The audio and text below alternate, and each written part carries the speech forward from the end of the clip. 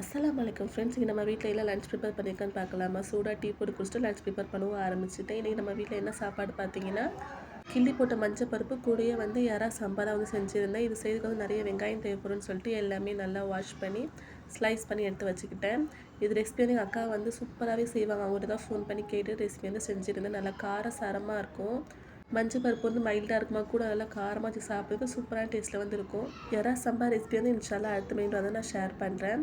கிள்ளி போட்ட மஞ்சள் பருப்புக்கு வந்து பருப்பு நல்லா வாஷ் பண்ணி ஊற வச்சுட்டு கூட தக்காளி, பச்சை மிளகா, சோம்பு, சீரகம், மஞ்சத்தூள், உப்பு, பெருங்காயம் போட்டு நல்லா பூண்டெல்லாம் போட்டு நல்லா வேக வச்சு எடுத்துக்க நல்லா மசிச்சுட்டு தாளிப்புக்கு வந்து கொஞ்சமாக ஆயில் சேர்த்துட்டு கடுகு, கருவேப்பிலை, சீரகம், காஞ்ச மிளகா, சின்ன சின்னதாக சாப் பண்ண வெங்காயம் சேர்த்து நல்லா முருனதுக்கு அப்புறமா கொஞ்சம் மஞ்சத்தூள் சேர்த்து மசிச்சு வச்சுருக்க பருப்பும் சேர்த்து தேவையான அளவு தண்ணி அட்ஜஸ்ட் பண்ணி சேர்த்துட்டு உப்பு சேர்த்து ஸ்டவ் ஆஃப் பண்ணினா சூப்பரான கிள்ளி போட்ட மஞ்சள் பருப்பு வந்து ரெடி. கண்டிப்பாக ட்ரை பண்ணி பாருங்கள். சூடான சாப்பாடு கூட மைல்டான பருப்பு ஊற்றி நல்லா காரசாரமான எறா சாம்பார் வச்சு சாப்பிட்றதுக்கு சூப்பரான டேஸ்ட் இருந்துச்சு. அல்ஹம்துலில்லாஹ். இந்த காம்பினேஷன் பிடிச்சி நம்ம சேனல் மறக்காம லைக் அண்ட் சப்ஸ்கிரைப் பண்ணிக்கோ. அடுத்த மீன் பார்க்கலாம். பாய்.